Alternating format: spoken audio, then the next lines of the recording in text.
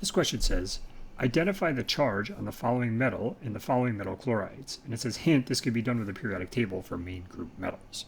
So as we talked about in a previous question, 1A metals are +1, 2A metals are +2, and 3A metals, which is aluminum, are +3. Many, although not all, of the transition metals are known to form multiple charges. Also, some of the metals underneath the nonmetals, such as tin, lead, are able to form multiple charges. So for these cases, we actually use a Roman numeral in their name, which identifies what the charge is on them. So for main group metals, you know the charge is either +1 if it's 1A, +2 if it's in 3A, or +3 if it, +1 if it's in 1A, +2 if it's in 2A, or +3 if it's in 3A.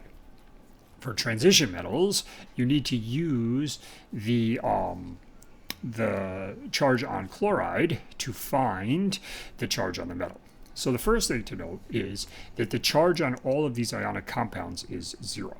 And that's just something to remember, but it's in the formula. If it wasn't 0, it would have a charge here, because you can have polyatomic ions. So the fact that you see no charge here, or here, or here, means that the charge is 0. Nickel is right here, which means we can't simply find its charge by looking at the periodic table. So we have to use an algebra formula in order to do this. First of all, chlorine is a 7A nonmetal, so its charge in ionic compounds is always -1. 5A's are -3, 6A's are -2, 7A's are -1, as talked about in a previous question. So chloride is always -1. It wants to gain 1 electron to be like argon. So we can use that information to find the charge on nickel. How are we going to do that? Well, we're going to set up an algebra equation. Nickel, which is X, the thing that we don't know, plus 2 times -1, 2 Cl's, each with a -1 charge, equals 0, because the overall charge on all stable ionic compounds is 0, or you can just look at it, there's no charge there, so it's 0. So what we don't know plus what we do know equals 0, because we know the overall charge is 0.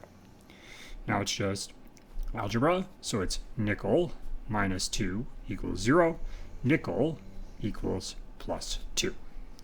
Now this method will always work, but it's not always the easiest method.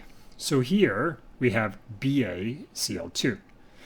And if we're looking at this, we could do it just like this. And we would find this +2 because they're exactly the same.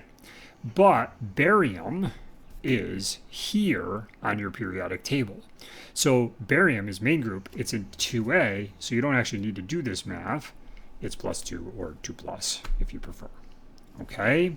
FeCl3. Now you could probably guess that it's going to be 3, although I recommend still doing this because if you were to look at MgO, for example, you would not be able to just simply say there's 3 of these, so therefore there must be a 3- charge. You actually have to do this. So I recommend doing it every time.